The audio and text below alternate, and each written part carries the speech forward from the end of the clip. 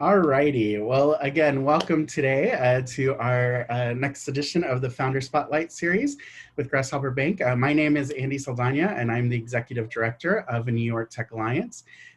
We are a nonprofit that's working to driving access, equity, and inclusion within the tech ecosystem, working to connect the New York tech ecosystem and make sure that it's an equitable system for everyone in New York City. If you want to learn more about the organization and what we do, please feel free to check us out at nytech.org. And just a few announcements before we get into the program. Always a very special thank you to all of our partners who make our work possible. Everybody from Xandr and CUNY to Witham, Propeller Industries, and Google, Verizon, and of course Grasshopper. A very, very special thank you to Grasshopper Bank, who help us with this series of events, the Founder Spotlights. It's evolved into this Founder Spotlight series, and it's always really fantastic conversation facilitated. If you're interested in learning more about Grasshopper Bank, check them out at grasshopper.bank. They really are a phenomenal banking service. Our next events coming up, we have 2 events in the month of October. The next one is Tuesday, October the 13th at 5:30 p.m. It's our October New York Tech Meetup.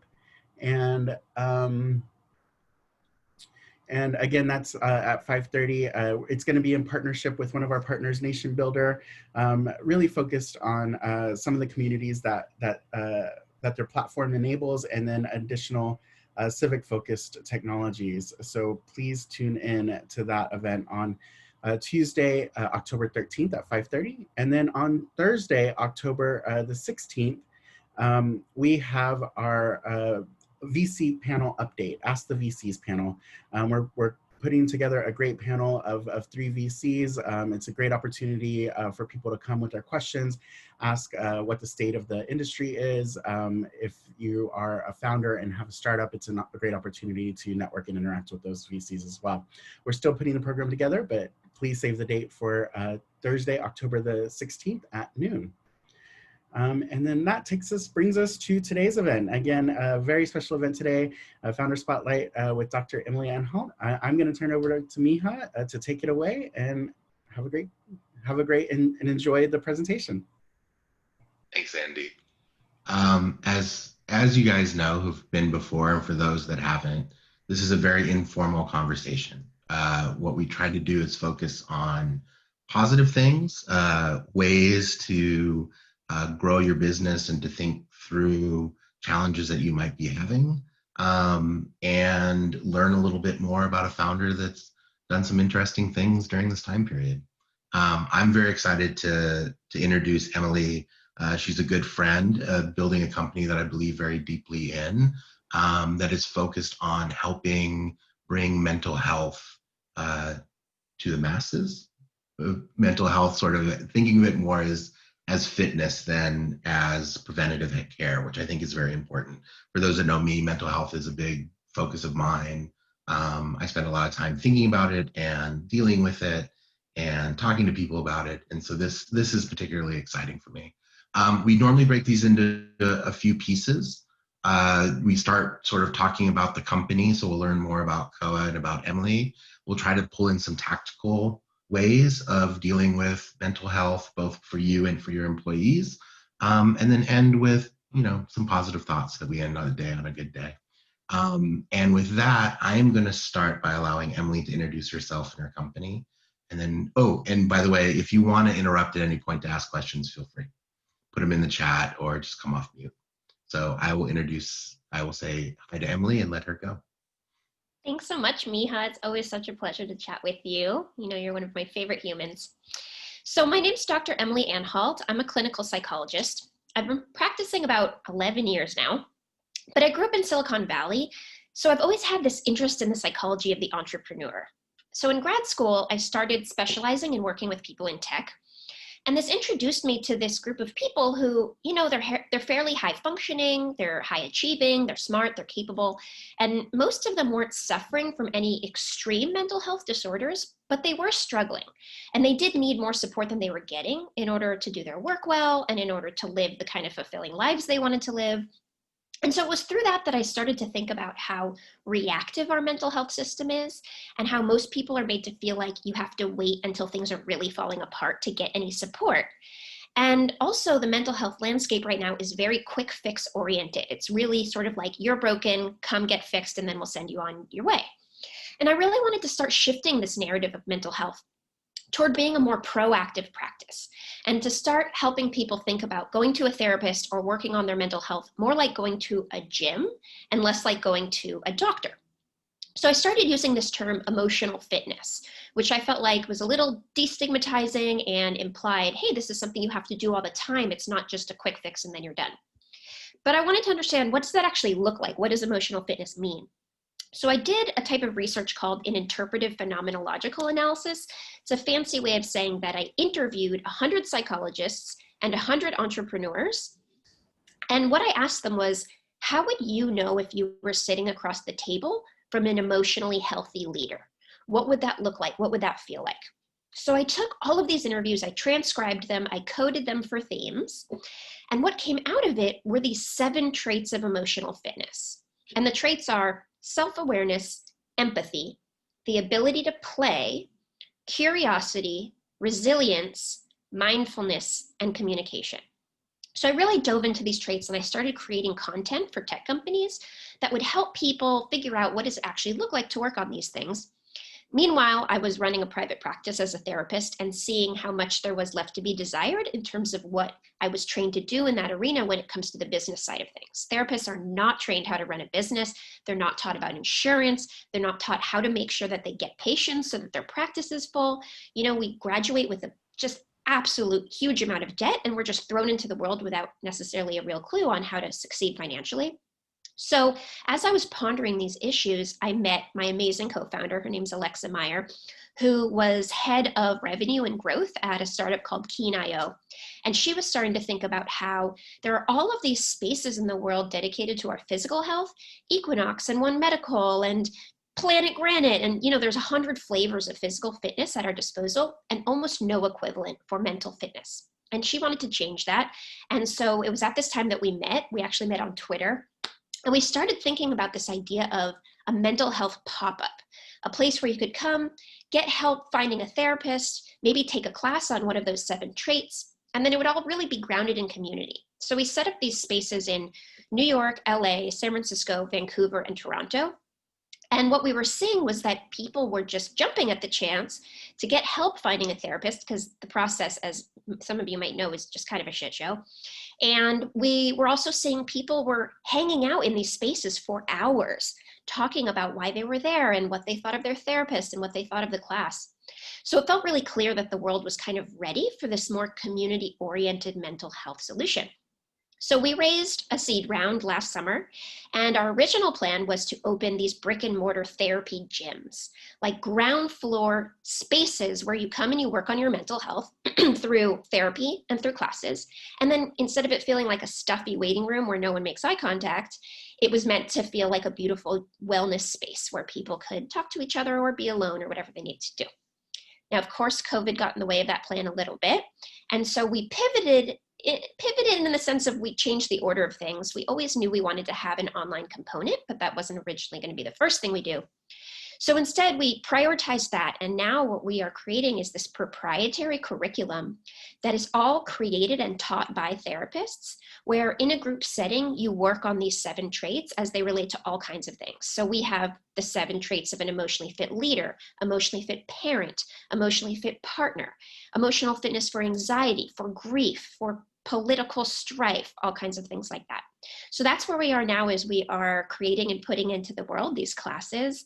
And it's just been really beautiful to see how willing people are to take up this idea of proactive, ongoing mental and emotional fitness. So what's interesting is that you have shifted to the online space. Do you find that as folks go through classes on emotional fitness, that they're able to be effective, to do them effectively online versus in person? Like, what do you see as the difference between online and in person? So I am not at all hesitant to say that it will never be the same online as it is in person. There's an actual energy of being in a room with another person or with other people, and you can feel that. And I think that's really important and powerful. And I would not say that I think it's exactly the same, but it's what's possible right now. And I definitely think doing this online with other people is better than trying to do it completely by yourself, or to feel really disconnected, because a lot of emotional fitness centers around the idea that we're pretty good at convincing ourselves we're alone in things. And the purpose of these classes is you quickly realize that you're actually not alone, that there are a lot of people struggling with the same things and who want to support you with those things. So one of the things we've worked really hard to do is to figure out how can we translate this content to still be really powerful online? And how can we utilize the tools at our disposal, like breakout rooms and polls, and keep things really interactive? Like, our classes are never us just lecturing at people. They're very experiential, lots of activities, lots of discussion. And I think the kind of magic mix we're looking for is something that we call boundaried vulnerability, meaning we're trying to create a space where people feel like they can, unclench a little bit and lean into some of the vulnerable and uncomfortable stuff. But it's not therapy, so we're not asking people to come and process their deepest trauma and, expect this group of people to clean them back up and send them into the world. So it's this middle space where you can be real and authentic, but you know that the therapist who's leading the class is going to make sure that it stays contained and safe. Are these classes just for founders, or are they for anyone? Well, so it depends on the series. The first series that we are putting out into the world in the fall is called The 7 Traits of the Emotionally Fit Leader. And that is geared toward founders, anyone in leadership position, really. And the research I did was normed on founders. So definitely we have founders in mind, just because there's a unique psychology to the founder and you're facing so many complicated emotional realities as a founder. But what we very quickly saw is that these 7 traits apply to all people in all situations, because they're really just the cornerstones of emotional health in general. So we certainly have special offerings for founders, but anyone, I think, could find an offering that suits them. Awesome. And so let's talk about founders and some of the pieces of being emotionally fit as a founder. Let's talk about vulnerability. I think that's an important thing. And it's funny, when we started this series, we sort of started, in the midst of COVID with the idea of like, hey, there's a lot of bad things happening. People are facing a lot of difficulties as founders. How can we create an open space where people can come and talk and be vulnerable about what's going on in their business, and share and be helpful? And what we found pretty quickly was that it was really hard for people to be vulnerable, even in a safe space, right, among other founders. And that really what people wanted was tips and tricks. Like, they wanted ways to figure out how to make their businesses work better in a challenging time. How do you as a founder or as a leader share that vulnerability, or be vulnerable, or create spaces to be vulnerable, or be vulnerable around people, like make that decision that vulnerability is a positive thing? Yeah. So I appreciate what you're saying, because I think one of the things we see a lot in people in tech is this desire for the quick fix. Give me the tool, give me the magic solution. And what we talk about at COA a lot is the idea that really doesn't honor the complexity of our struggles. That if it were so easy to fix the things you were struggling, that I could just give you a quick tip over a 1-hour workshop and that would fix everything for you, if it were that simple, you would have figured that out already. What we say at COA is most people don't come to us because they don't know what to do. They come to us because they do know what to do and need help understanding why they're not doing it. So for example, someone who wants to be in better physical shape, it's not really going to be that helpful to say, hey, you should exercise and eat well. Like, most people know that. What they need help with is understanding, why don't I have the motivation to exercise? And why do I feel so drawn to eating food that doesn't make my body feel good? These are the deep, complicated things we're trying to understand. And what we've seen is when we set up these spaces and we as the instructors really model the vulnerability and we show them, look, we're going to let you go far enough, but not too far. So really strong moderation, for example, making sure that if someone starts to veer into something that maybe isn't totally safe, the instructor will say, hey, you know what, actually, that's not the best place for that here. And we'll make sure that people have resources so that they can do that work in a more personal setting.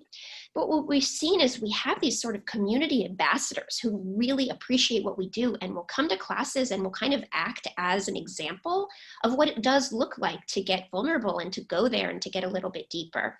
And we've seen people really lean in. And some of the ways we do that is firstly, really setting expectations at the beginning of a class that, hey, this is a place that you should keep each other's shares confidential.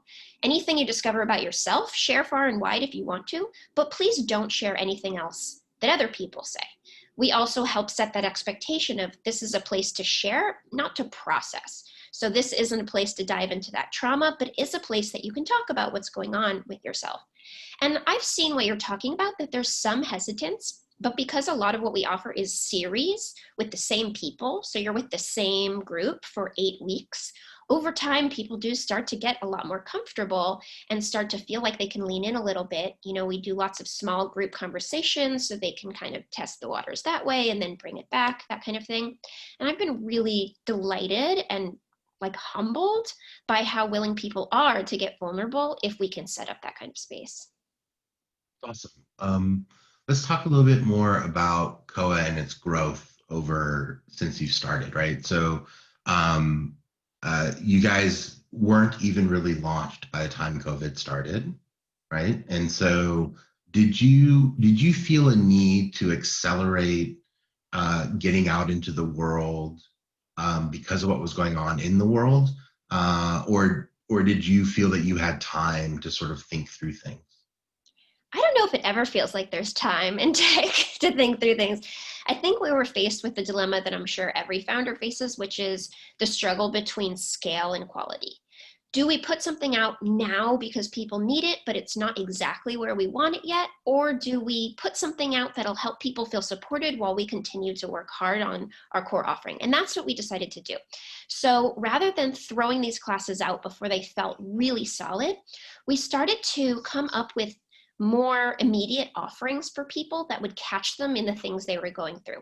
So what we did was we turned to our therapists, the people who actually see people in one-on-one therapy, and we started having them do this thing called the Q&A, which is where we pick a topic that feels really top of mind in the world, and people submit questions about that topic, and then one of our therapists spends an hour answering people's questions live on Zoom.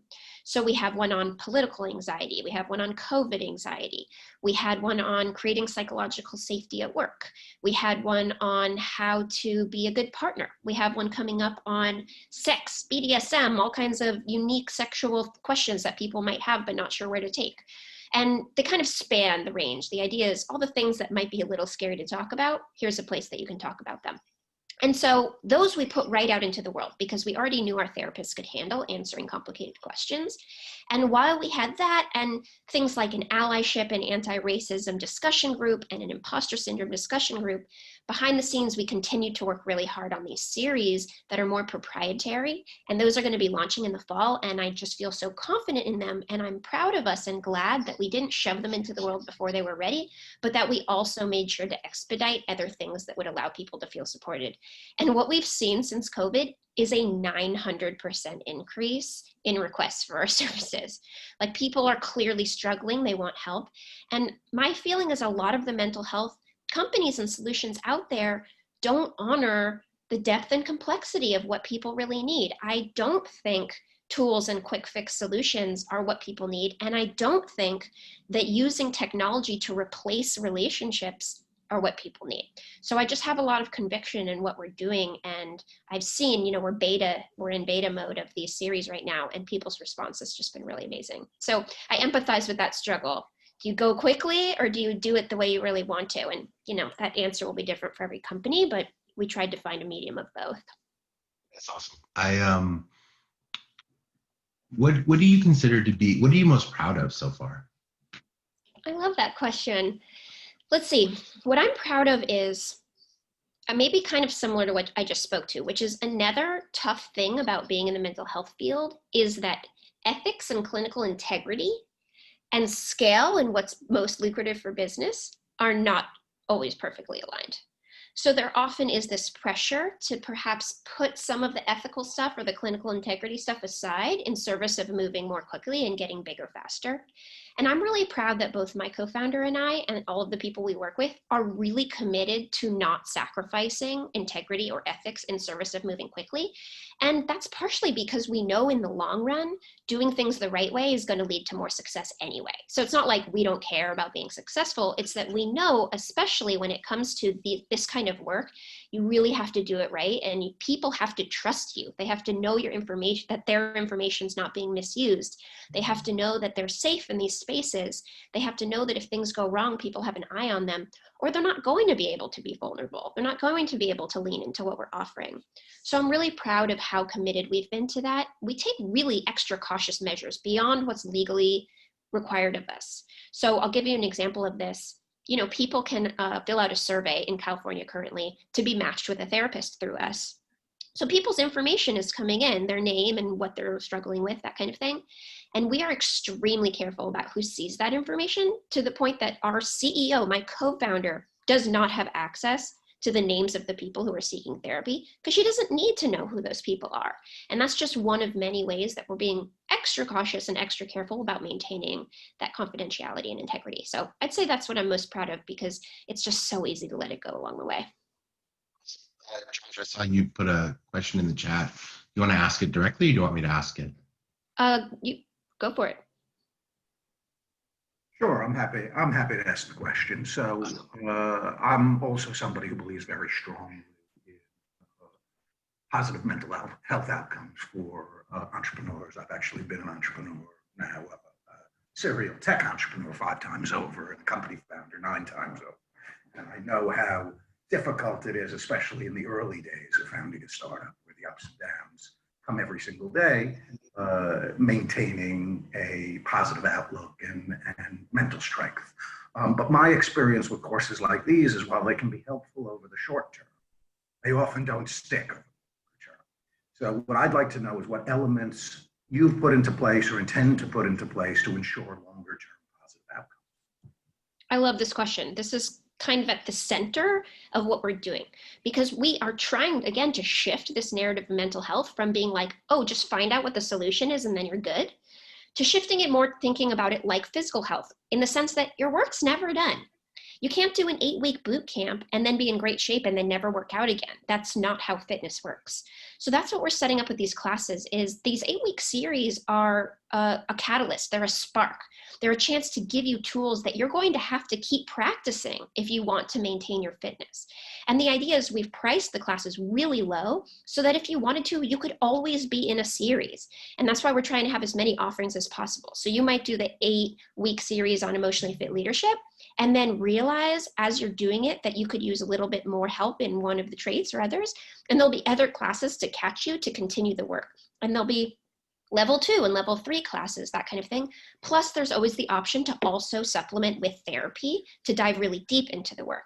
So the idea is you're not done with these classes and then we're like, great, you're emotionally fit, go off into the world. We're saying, all right, you've gotten your start. You now have ideas for what you should be changing in your everyday life to be working toward a more emotionally fit and more resilient self.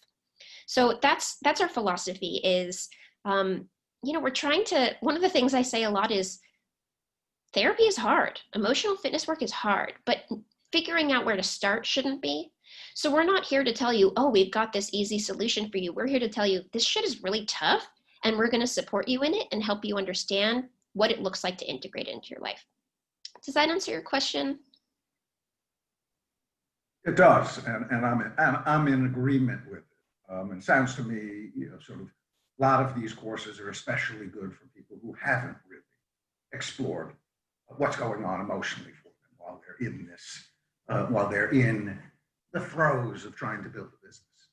It'd be interesting to see how it impacts people who already sort of are in that space. Yeah, I mean, I think we catch people in all levels because our content's kind of deep. I mean, I have to say, like, there are some of the things we do in these classes that not everyone's going to be able to take up, but something in the class should land with them.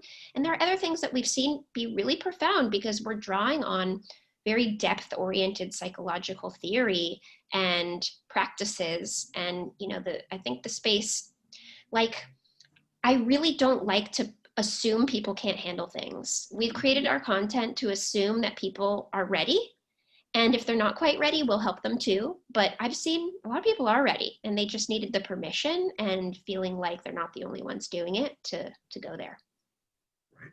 In my penultimate company, we did very sophisticated one-on-one interview-based soft skill assessments, people, international applicants to US universities and potential employees. So I'd love to talk to you more about it. Great to connect. Thanks for your question. Thanks, Josh. So let's transition a bit, sort of into the second phase, which is what are tactical things that people can do to better both their own mental health, but also the mental health of their employees or their teams. And so the thought that comes to mind, which is one that I think you and I have talked about a lot, is sort of this idea of therapy and coaching. What do you see the difference? Do you think that as a founder, they should have a therapist, they should have a coach, they should have one, they should have the other, have both? What's your thinking about what's the best way to equip a founder or leader with the best tools for mental health?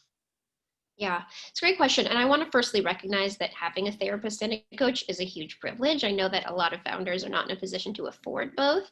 That being said, if you are, or for example, one of our investors actually will supplement the cost of coaching or therapy for all of their founders. So think about asking the people you're working with what kind of options are open to you. Ideally, you have both, right? Because in my view, a coach is someone who's going to help you understand the complications of strategic business decision-making and your place in all of that. And, you know, Miha, I love talking about this with you because I think you're one of the people who most eloquently describes kind of where that line sometimes is. Whereas a therapist is going to help you understand who you are as a person in this role and all of the, you know, infinite reasons why it's complicated and how your relationships might be, you know, either serving you or not, all the complications that come up, that kind of thing. So ideally you have both. There are also a lot of therapists who are also coaches. Many of the clinicians in our network also have coaching experience because it makes sense if you live in Silicon Valley to perhaps learn about that as well. One of the things I'll share, I'm going to put this in the chat right now. This is an article we did with First Round that goes over these 7 traits specifically as they relate to founders and what some of the practices you might take up are around each of the 7 traits. So that's a great way to get some ideas. But if I were to boil down all emotional fitness to one concept, I think I'd say that it's all about becoming more comfortable being uncomfortable. That so much of what we do in life is in service of moving away from discomfort, and that often the things we do to move away from that discomfort end up being worse for us than the original discomfort was.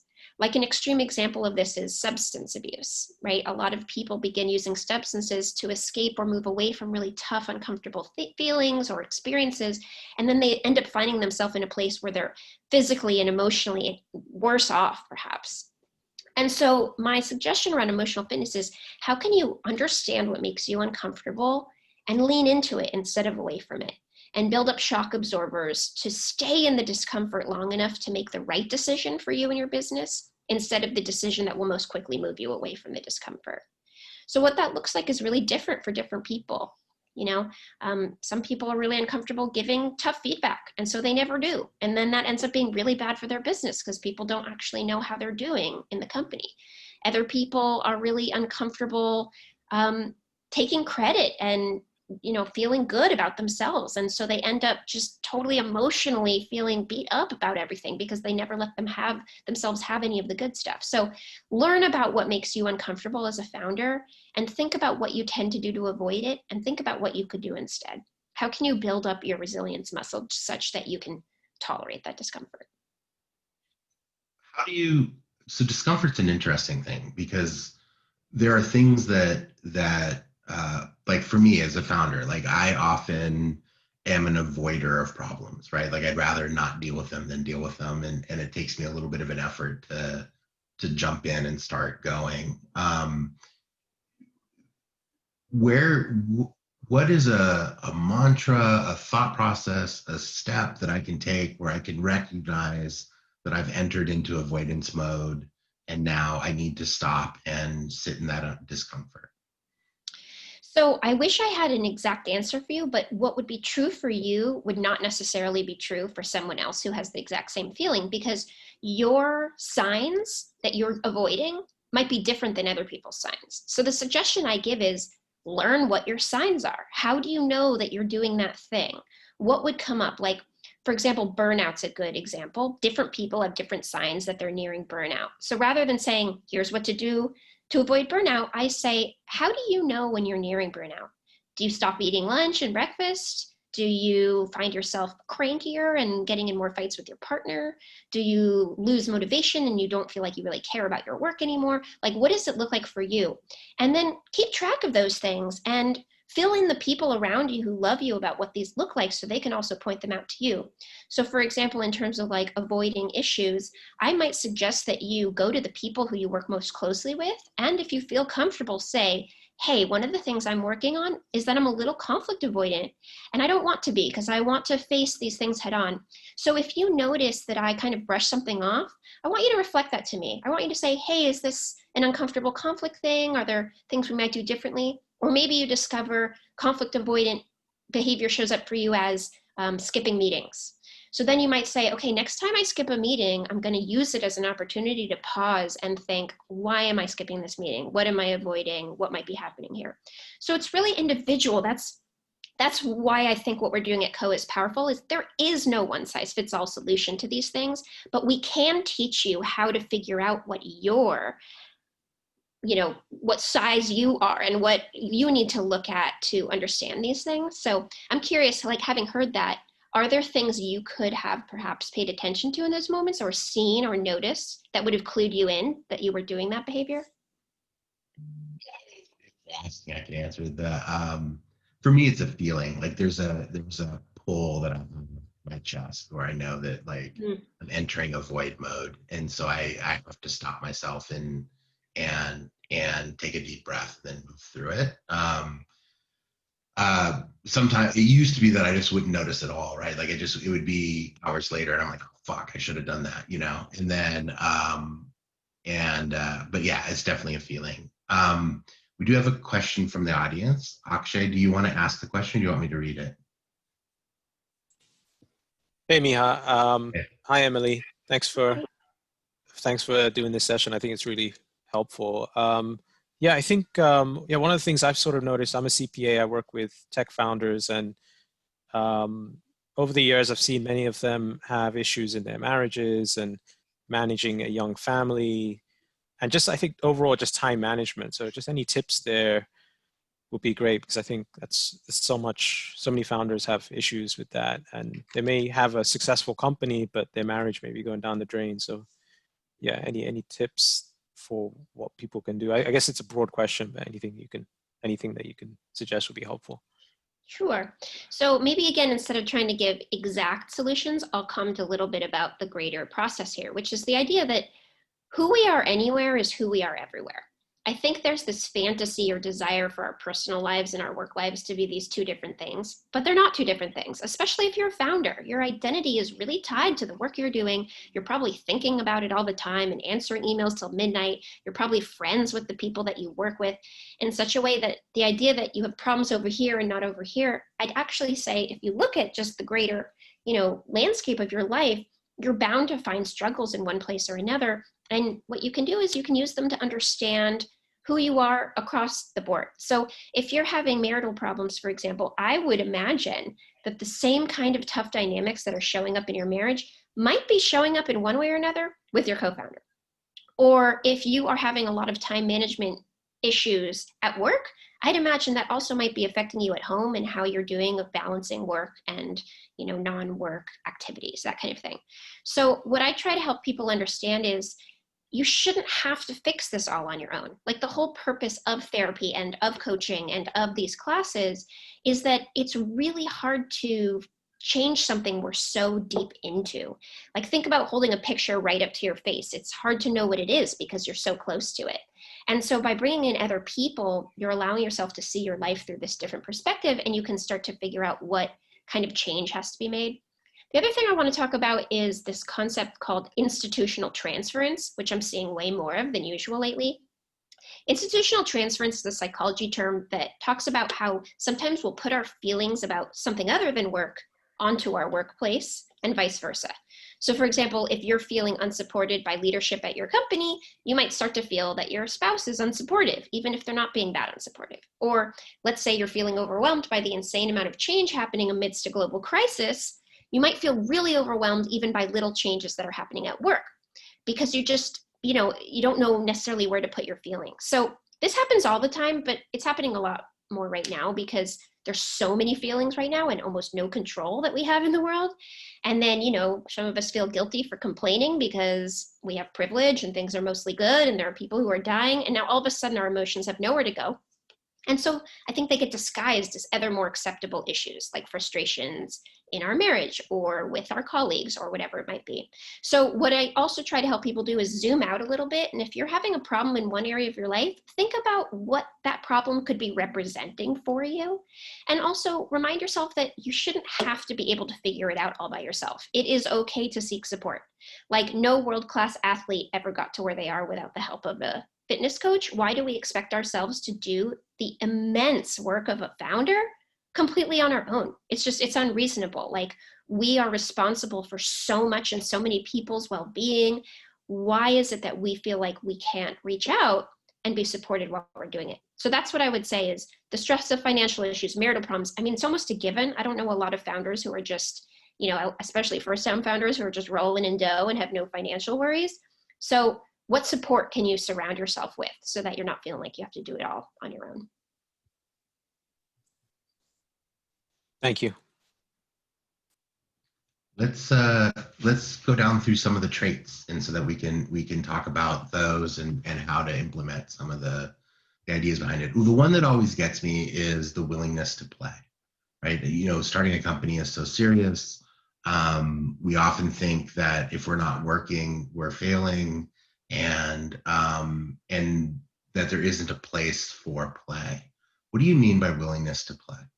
Yeah, so I certainly do mean levity and having fun and all of that. But when I say play, I actually mean really just the concept of removing constraints and being able to try things on as though they're real. There's a psychological definition of play that I love, which is play functions to sustain a paradoxical reality where things can be real and not real at the same time.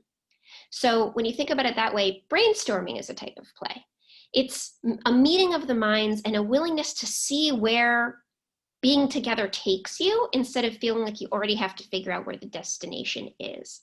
So play can look like so many things. It certainly can look like, having a pinball machine in the office or doing capture the flag or whatever, or icebreaker games. But it can also look like taking a joke too far or having a really silly free-flowing brainstorm session that doesn't have to result in any great ideas or whatever it might be. And the only way that play is going to feel safe in the workplace is if the founder or the leader models that it is, because play is really vulnerable. When we play, our guards come down naturally, which is part of what's amazing about play, but it's also partially what makes it scary for people and why some people are not playful. So as a founder, it's really important, I think, to model playfulness, to integrate it into the everyday life of your company. At COA, we start most of our meetings with icebreaker games. And by the way, I have a whole packet of icebreaker games that I'd be happy to share if anybody is interested in that. I don't know that I can attach it here, but if you email me, and I'll just put my email here, I'd be happy to send this packet of games. And we found that it just really sets the tone of like, this is a place where it's safe to try on ideas and to fail and to, expand on each other's thoughts and all of that. So I think play is maybe one of the most undervalued things in the workplace. How do you overcome with the idea of play and sort of free flowing? I like what you say is that play sort of creates a space that allows for the openness and free flowing of ideas, right? The acceptance of ideas. How do you consider a founder to sort of overcome the feeling of like, gosh, if I'm doing a meeting, a 30-minute meeting, and we're spending 10 minutes on icebreaker games, is that really a good use of time, right? How do you track that being playful adds to your ability as a leader and you see it in the outcome of what people are doing? Sure. So firstly, I'd say you don't have to spend a third of the meeting playing necessarily, right? Like there are great games that you can do in 3 minutes or less, and I'm happy to share what some of those are. But the other thing I would say is I do think it's really undervalued how powerful it is. Like think about a sales pitch that doesn't have any like alliance building at the beginning, and how much more powerful it is to sell to someone if you've built a little trust with that person, if you've asked them a little bit about how things are going, if they seem to feel like you care about them as a human and you're not just trying to shove your product down their throat. It makes a huge difference. The same is true with play. Like if you feel connected to your coworkers, if you've built this trust, if you feel like they'll catch you in your ideas, that they're not going to reject you or knock you down for failing or whatever, then everything that happens after that is going to go better. You know, I've seen how powerful it is when people prioritize this because it builds trust, it builds community, it increases creativity. I actually read one study when I was doing research about play that said that people who play regularly in their everyday lives live longer by a statistically significant number of years than people who don't play regularly. That's how important it is to our psychology and to our interpersonal dynamics. So I'd say maybe there's a bit of a leap of faith required, but give it a try. Try integrating a little more play into your daily routine and see how big of a difference it makes in terms of how connected people feel, how willing they are to take risks, and how much they want to come to work every day. Because if things are serious all the time, it's just not sustainable, especially when the world is so serious all the time right now. Very fair. Mamta, you have questions. Do you want to ask them or do you want me to read them?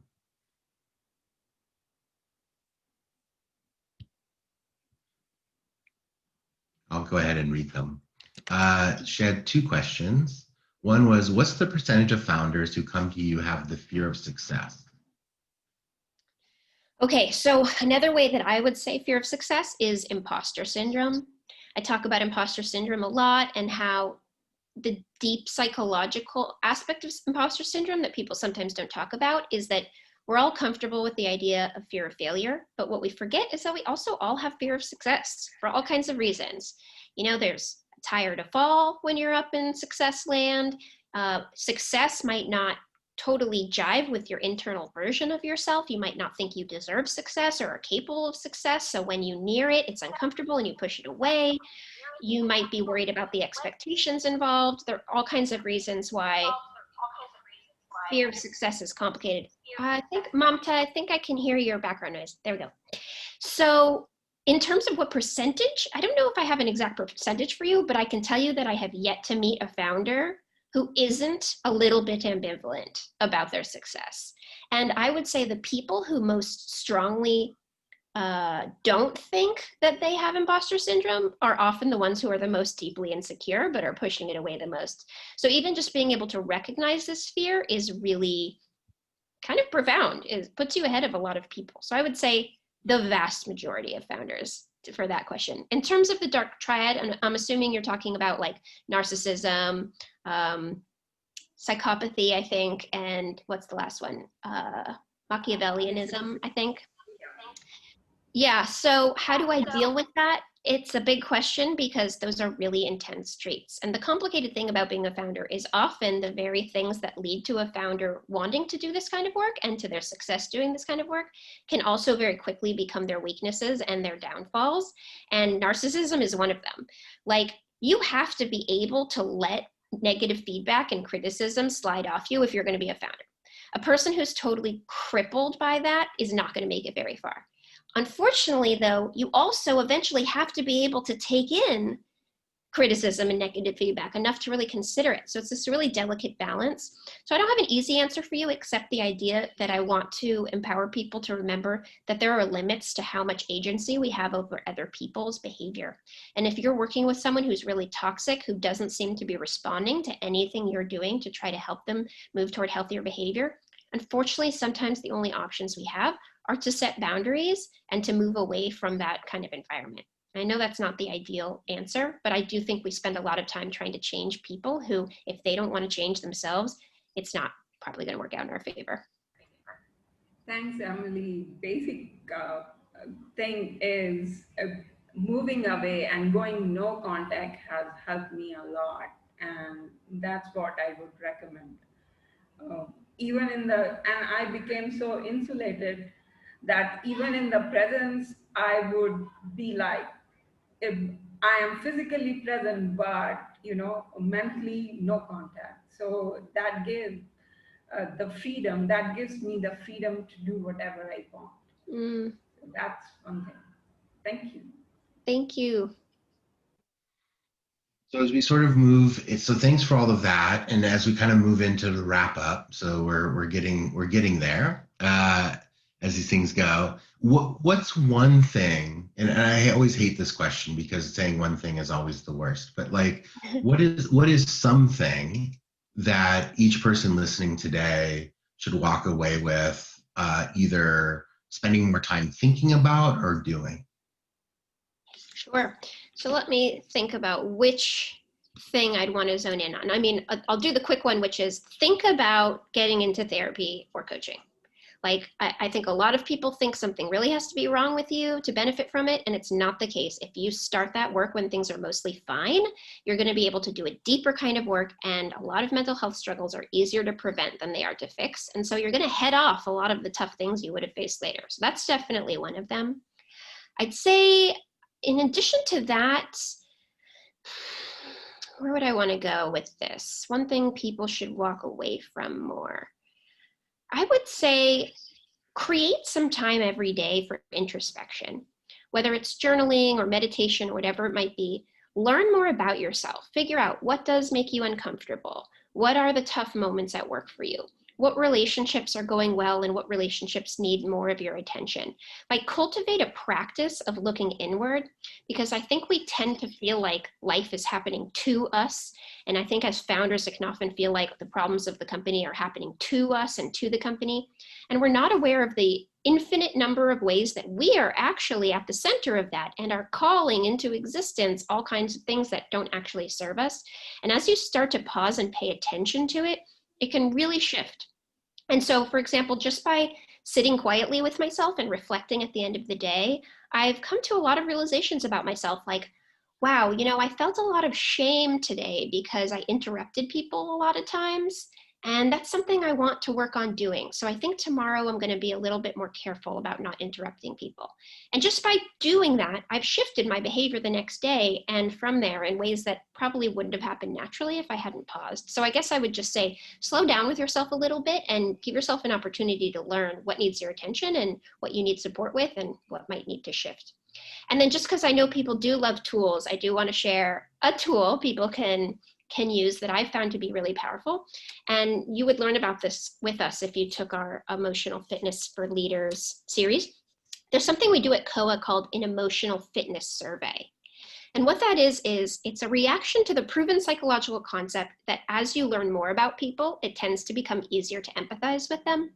So whenever someone works with us at COA, whenever they start working with us, we send them a survey to fill out that has all kinds of questions about who they are and how they do their best work. It has questions like, do you like to be praised in public or in private? Do you do your best communication written, or do you like to be face-to-face? What else do you want us to know about you? What's a way that you've been dropped by leadership in the past that you would like us to keep in mind? That kind of thing. So we learn all these things about people. Also stuff like, how do you like to be cheered up during a tough time? And all of a sudden we have all this information about the people we work with that comes in handy. So one of our coworkers was going through a really tough time, and we had the information on our survey that told us that when they're going through a tough time, they like to be given space, but they also like to know we're on their mind. So we knew right then that we could say, hey, we're thinking of you, come back when you're ready. And we were able to really meet them where they were because we'd collected that information in advance. So we as founders also fill out the survey. We send it to everyone. It's very transparent. People can change their answers over time. And we have seen so many benefits of this and a lot of problems prevented because we had all this information about people. So if that's interesting to you and you might think about sending an emotional fitness survey to your team, I can help with that. I actually have an article that we wrote that I can send here. And this will tell you a little bit about how to do an emotional fitness survey. So if there's one tool I'd leave you with, I would have it be that one. I think it could be really helpful. That's awesome. I'm a huge fan of those, and I love the fact that you're doing them. And it sort of answered my next question, which is really, what could we do for the people that we work with that could help drive kind of their own well-being? And I think that the survey is a great step there. What's the best thing that's happened to you over the last week? For the last week, let's see. Over the last week, my partner and I made a decision to move.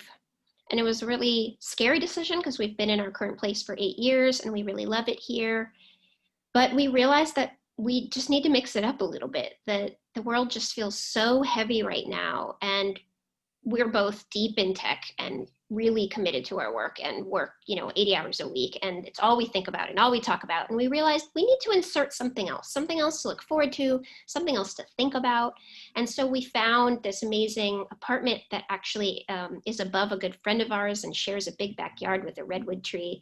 And we realized that, if what we want is a little more community and nature, that we'd have to be a little uncomfortable and a little scared and give up something that's known and lovely in pursuit of something that, we're not sure exactly what it will bring, but we know we're ready for the risk. So that's been really nice. That's awesome. Have you been able to get out and walk around at all? Or are you basically in the house? Yeah, we try to walk around. San Francisco's kind of all over the place. There are people wearing masks, some people not, and there's crowded places and not crowded places. We're kind of playing it on the conservative side, so we're pretty careful to stay in open areas and wear masks and all that, but we definitely have been getting out. And I'll say another really undervalued aspect of emotional fitness is physical fitness. Like, I don't think people realize how tied these two things are. If you're not sleeping well and not eating well and not exercising and then confused about why you're anxious and depressed, you're missing a really important aspect of it. And it's a catch-22 because when we're feeling depressed, it's hard to motivate ourselves to exercise. And when we don't exercise, it makes us feel more depressed. But if we can kind of push past that, action potential and get ourselves to do it, you'll see huge benefits. So I really want to recommend people do get outside, get into nature, see people at a safe distance. Don't let, the weight of the world keep you from living. I think that's awesome. I try to exercise every day. There's a whole other conversation to be had around being gentle with yourself about how well you exercise, and especially in times like this. But the question I was going to ask is that in your walkabouts, what's something that you've seen that's made you smile? I love these questions. These are so thoughtful.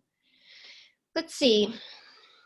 Something I've seen that makes me smile is that I think the news and social media and the debate and all the crazy stuff happening in the world can really make it feel like there's just no goodness to be had. Like, sometimes I feel a little bit crushed under everything that feels bad right now.